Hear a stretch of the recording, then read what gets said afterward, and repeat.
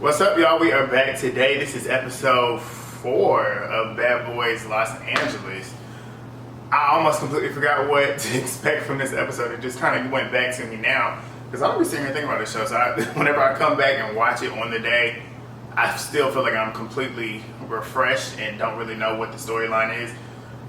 I think I can remember, I want to say at the end of last week's episode, Moolah got into it with, he was about to get into it with William, right? Because he was twerking on him. Okay, I remember now.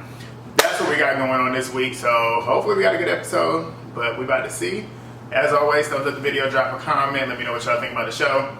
Subscribe if you haven't already. We're on the road to 1,000 subscribers, and let's go ahead and get into it like we always do.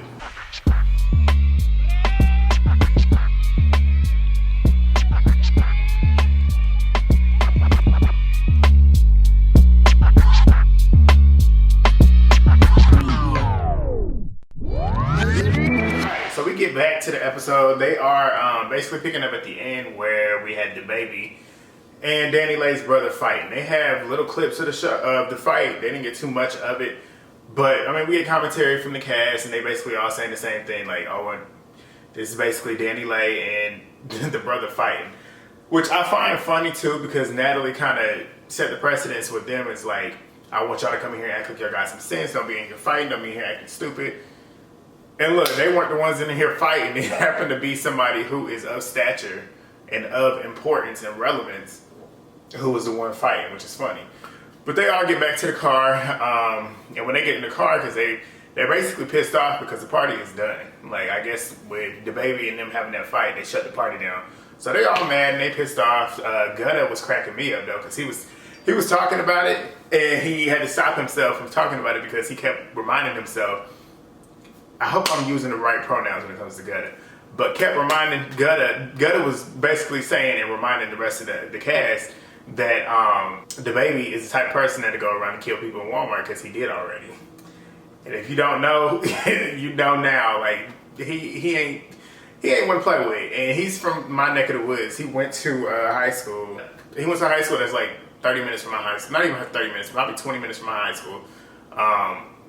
But it's just funny because, I mean, South Park, he had an issue at South Park Mall where I believe it was his security guard too.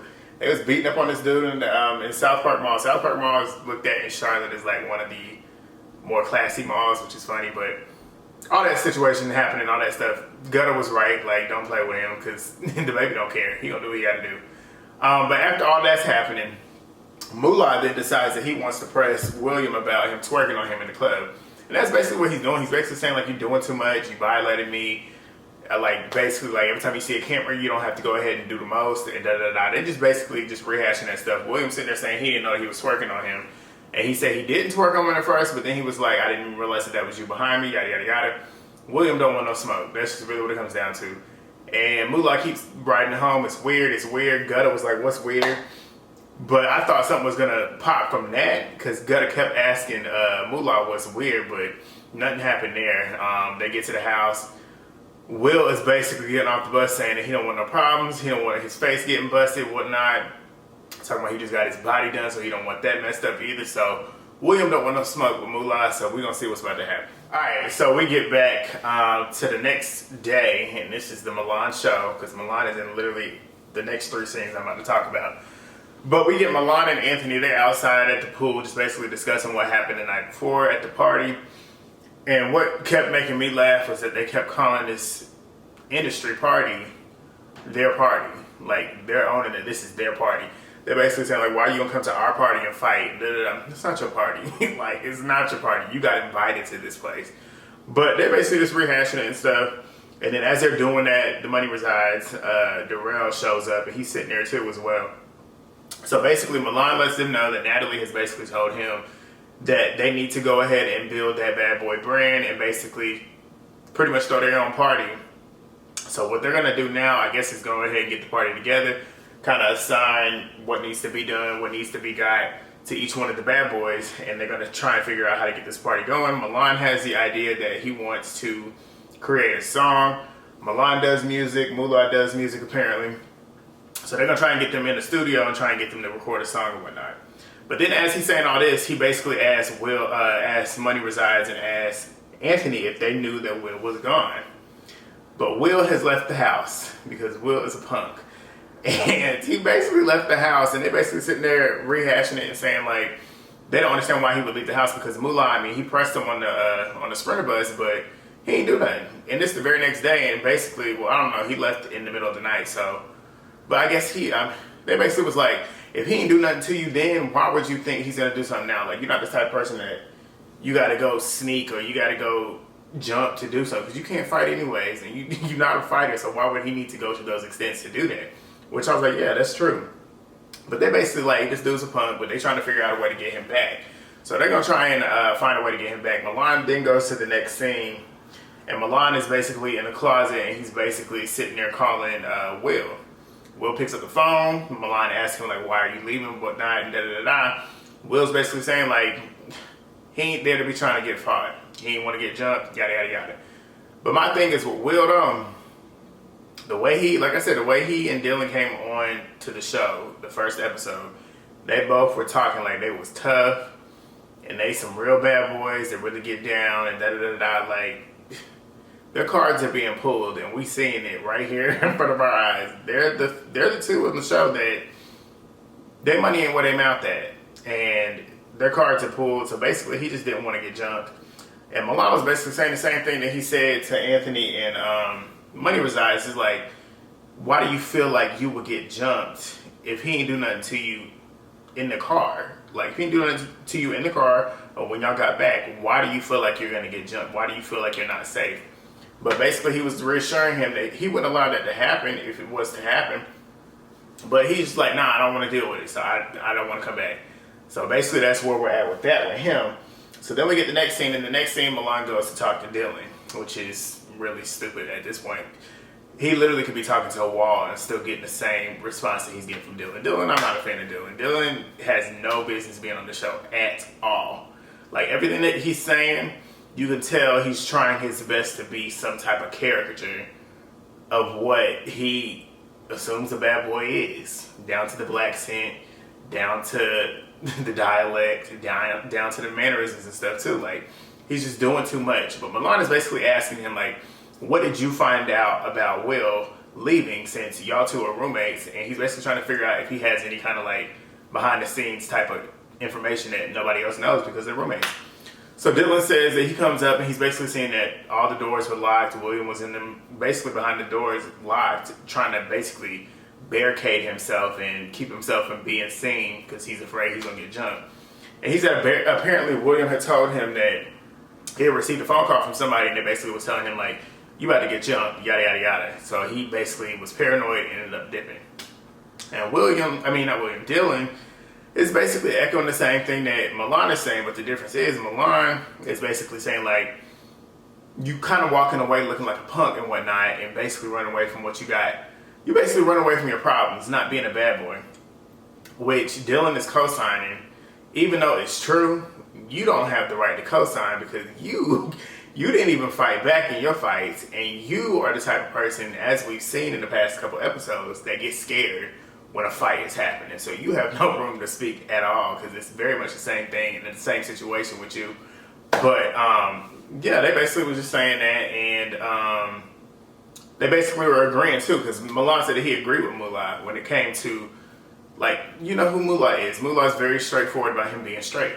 And like Milan said, when it comes to y'all wanting respect from straight people, you need to give them that same respect as well. So you don't need to be twerking on them. You don't need to be twerking near them. It's just certain things, certain decorum that you should do. And like he said, in a way, like in a perfect world, you could just do that stuff and just be yourself. But there are certain spaces that you act certain ways in, which is true. Like at work and stuff, in professional environments, you don't go around doing certain things. You just do things that you know is just acceptable in those moments. Like me, I be cussing all the time. Like I cuss like a sailor all the time. It's just natural. But when I'm at work, I don't be cussing like that. Like, it's just certain things that you know that you should do and shouldn't do in certain spaces. So like he says, when it comes to straight men, you need to keep your ass away from straight men unless you're ready to bump at this point. Because, I mean, if you do something, somebody gonna knock your ass out. And you better be lucky that Moolah didn't do that. But that's where we at. I had to get on here. I was gonna wait to do this segment as like a big segment, like I just did like 3 scenes in one. But I had to because the ending of the scene with Moolah, Curtis, and Dylan just made me laugh. So since we on it now, Moolah and Curtis, they are outside. I guess it's still the same day. They're coming in, look like they got some Wingstop in their hands. And they're basically just rehashing the same thing again. Just like Zeus does. Zeus likes to get every single person's thoughts on one little segment that happened in the show and then extend it for like a 3-4 minute segment. It's just like literally the same thing being talked about in every single, that's why it's so annoying. But they're basically saying the same thing that everybody else has already said. And Moolah is basically feeling like he and Curtis are outnumbered because, I mean, there's more gay dudes in the house than straight dudes. And they basically feel like, Moolah basically feels like it's Curtis, and then the scene, Curtis looks like he acting. Like, I'm looking at him, looking at Moolah, and it just looks like he's reciting lines to me. Even in his confessionals, it don't seem genuine. It just seems like he's just saying what is either being fed to him or what he feels he needs to say. But whatever, that's neither here nor there. But Moolah is basically saying that he feels like they're being outnumbered and feeling like him pressing Will is going to make them think that he's still picking on the gays. And he's like, nah, like, he's standing up for himself, which in this instant, yeah, he has every right to do that because in a way he was violating when he already told you what to do and what not to do with me. And basically as they're doing that and having their conversation, Dylan comes down. Dylan comes down and he's walking down all awkwardly and stuff. And it just looked like, I don't even know, like, it just looked like he was just walking, trying to walk down cool, like, but it just was not doing what it was supposed to do. And I could tell Moolah and Curtis was looking at him like, okay, what you doing? But he gets out there and he starts talking to him. And as they're talking to him, they basically ask him, like, what's up with Will since that's your boy? Like, y'all the ones that's always together too. And he's basically like, he tells them that he feels like that they were going to end up jumping him and end up possibly jumping Dylan too. And they're like, no, like, if I didn't do nothing on that bus, I wasn't going to do nothing. Like we all said already. But then the funny part is at the end of the situation, they kind of get to the point where they're all just saying again and reiterating that they don't have no issue with the gay dudes. And that's Moolah and Curtis talking. Well, Curtis talking, but Moolah is there too. Basically saying they don't have no issues with the gay dudes. Do what you got to do, but just respect us. Whatever. That's all been said. But what made me laugh, I don't know if y'all caught it, but if you did, you got to rewatch. As they're leaving, Moolah and Curtis dap up Dylan.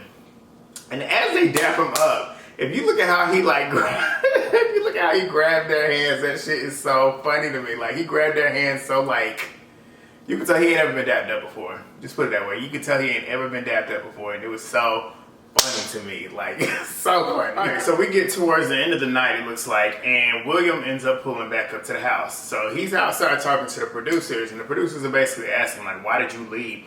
And William's basically saying like he feels like he was he felt like he wasn't safe. He felt like he was possibly going to get jumped, yada, yada, yada. He's paranoid. And as he's talking to him, he's gradually starting to look like he's about to cry. And I'm just like, this right here is what irritates me. If you don't know me, you now going to know. I'm the type of person, I don't cry. I might cry once, twice, 3 times, maybe every year. But it's never over some stupid shit like this. Like, I hate people crying over dumb shit. I feel like you should only cry when somebody dies or if you break a bone. Like, being scared of people, that's one thing that's never been something that has ever happened with me. I don't understand why people are so scared of people confronting you. Like, that's really where all this comes down to. Moolah just confronted him and basically told him, stop doing all this extra shit. William is that scared off of that.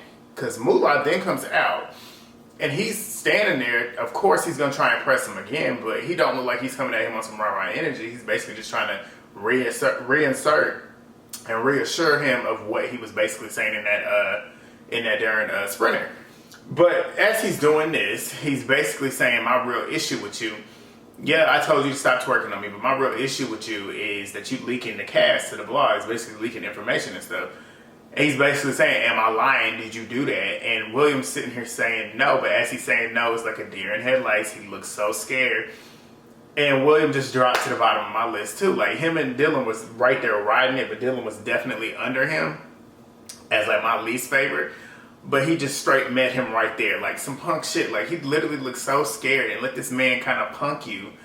and scare you into getting in the car. Like, Moolah didn't even do nothing to this dude. Did not even do nothing. He just asked him questions. And he got in that car and drove off because he was too scared to face Moolah. When I tell you, he looked like he literally was about to cry. But Milan then sees Moolah outside, comes outside and basically asks him what happened. Moolah then tells him, like, I pressed him because he out here spilling shit to the blogs. And basically just sat here and told the blogs who the cast is. And apparently William done got some dude or somebody, he ain't specified what gender, but somebody got up in Moolah's DMs and was congratulating him on being on the show. And Milan was basically saying, like, what did Milan say? Milan said something that was so funny to me. Because they both was laughing, saying, like, he felt like some niggas was going to come in there and lynch him at night. That was so funny. But Milan and Curtis, and then I forgot to say this too. Moolah has said that he already met William before. So a lot of these, it seems to me like a lot of these people know each other. But he said that he already interviewed William, played his music on the show, whatever. So that's where he's not understanding why the lines were blurred. Because William clearly knows how he is. But, that's what it is. Moolah, like I said, Moolah looks to me, it looks like he respects Milan a lot. And Milan, maybe because Milan he's kind of masculine presenting. Like, if you didn't know Milan, you wouldn't think he was gay. Because, he's just masculine presenting. He has that kind of energy, which is why I feel like Moolah is definitely more cool around him. But, that is what it is. That's where we at.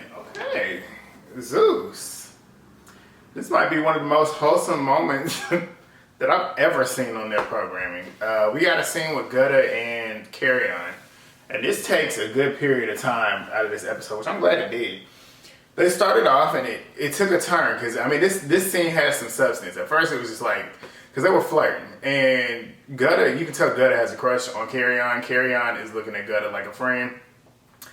And Gutta's basically asking Kerrion, like, what are we? What's going on? And Kerrion pretty much says, like, we're friends. Like, at this point, we're friends. And basically, Kerrion is saying in his confessional, like, he don't see that he can give what Gutta might possibly be wanting from him, which is a relationship. He said that he feels better off being friends. And Gutta's basically like, you don't want to blur those lines because you don't want to mess up the friendship and whatnot. He's like, yeah. So they kind of set that precedence. But then they end up talking about some deep shit. Because Gutta feels like, you can tell Gutta feels like he can trust Kerrion. And he's like, yeah, I feel like we have a lot in common, especially when it comes to our dads. Because Gutta has said that he's got two dads. Feels like he's grown up with two dads because he had his biological father and his stepfather. The biological father, I believe, is the one that passed away first. But his stepfather passed away 2 months before they got there to film.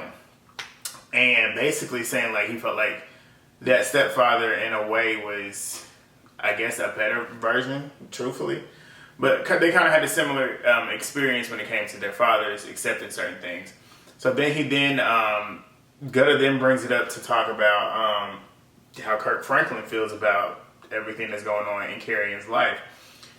And Kerrion, he basically starts to kind of go down the line of how it all started and saying, like, apparently, I don't even think I was privy to this whenever it happened, I guess, because, I don't know. I don't remember seeing this in the news, but apparently it was a big blowout between Kerrion and Kirk Franklin, which is his dad. And Kerrion dropped the information and leaked it on social media and it blew up. And apparently, possibly, Kirk Franklin was getting some trolls and some haters. And I'm only assuming they never cut and dry said it was about his sexuality, but that's the only thing I can really assume. And being a Christian and knowing of the Christian faith and knowing of the Christian values and the way that certain Christians take people being bisexual, gay, whatever it is, I can only assume that that's where this disdain came from. And apparently, Kirk Franklin is not a fan of it. And Kerrion is basically saying, like, he doesn't understand why his dad is completely not really trying to preach or live what he's preaching truthfully. Because he said basically, like, if you're preaching about forgiveness and stuff and acceptance, why can't you accept him and whatnot? And he said too that he's not spoken to his dad, and his dad hasn't apologized to him, but he apologized to his fans and whatnot, which definitely hit a soft spot for him, as well as Gutta. And Gutta was just being supportive. And basically Kerrion gets emotional. He's talking to the camera and basically saying the same thing, like feeling like spiritual death is similar to physical death. He said he experienced a lot of verbal abuse. Apparently his dad was giving it to him, and I can see it happening, cussing him out and just saying verbally abusive things to him, and I can see that too. And it's just like, when it comes to certain things like that, you have to realize that no matter what, people have the right to be who they are. And that's where I say, with these type of shows, it's important to have this type of show, and it's important to have this type of representation on shows. Having all types of sexualities on the show, straight, gay, bisexual, trans, having all that in one space and basically being an educational show.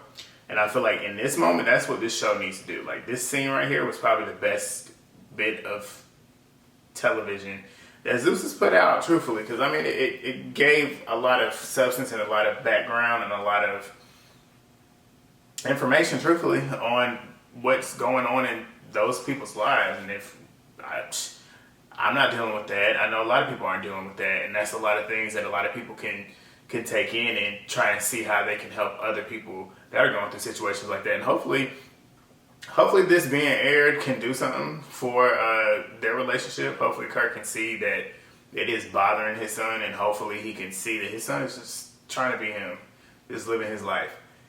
But yeah, I mean, this scene was wholesome. I thought it was a pretty well put together scene. It was expanded, but it got a lot of information. There was a lot of substance to the scene. And that's what I'm saying. That's the first time I feel like Zeus has produced something of substance. And it was a good scene. Alright, so the next thing we get, Money resides calling William. I'm glossing over this because it wasn't really much. He basically was trying to figure out why he wasn't there. William sitting there talking his shit, saying that he don't want to get hit, yada, yada, yada. Just being William, being a punk. What's his face? Money resides is even saying the same thing. Basically saying, like, I'm looking at you like you a punk. Like, you let this nigga just run you out the house. And basically, he's saying that he feels like what Moolah was saying was the truth. Like, because, I mean, if you running out the house, clearly you did something. Clearly you did something. So that's basically where that's at. But then the last thing that we get them all downstairs, and they're basically talking about William again. And they're saying, pretty much telling the people that didn't know that he was gone, that he's gone. Gutta's like, Moolah done ran him out the house, yada, yada, yada. And then they get to Dylan, and basically, they basically asked Dylan, like, how does he feel about William leaving? And he was basically calling him a punk and saying it was some pussy shit, yada, yada, yada. But they was calling him fake. Because they were saying that William, they was basically calling Dylan fake. And was basically saying, like, that was your boy in the house, and you basically sitting here talking shit. Which he was. Like, he was talking shit. And they was just clocking him about it. And Anthony was like, he lame as fuck. And I'm like, thank you. Let's start getting this nigga out of here. In a way, I don't want them to bully him, but get him out of here, because he next. Like, you can tell he's trying his best to fit in. And they know it. And I feel like they're probably going to end up trying to get him out of here next. Which I am A-okay with that. Get him up out of there. But they basically asked him, like, if he came back, would you let him room with you? And he's saying no. And he's saying that's because of some pussy shit and yada, yada, yada. Dylan is going to fold. But I don't know. He might not fold with William because he know William ain't going to fight. But he ain't going to say he ain't going to be about what he's saying he about. Because we done seen that already that he ain't about what he be talking. But they ended up going and basically telling them that they're about to go film, they're going to go record a song, and that's when we get to the next episode. So, in the next episode, it looked like they were filming that song. Just some keynotes that I noted. Curtis seemed like he got some rapping skills. Whatever he was laying down sounded pretty nice. I ain't gonna lie. And it looks like not Moolah, get out my mouth. It looks like Kerrion and Milan get into it. So, we're going to see what's going to happen. But that is the end of the episode for this week. Yeah, drop a comment. Let me know what you think on this episode. It was a little scene of substance, so I want to hear what y'all got to say about that. What y'all think about William's punk ass and what y'all think about Dylan's punk ass. And yeah, drop a comment, thumbs up the video, subscribe if you haven't already. Check out my other videos if you haven't done that already. But I will see y'all next Sunday, as you know.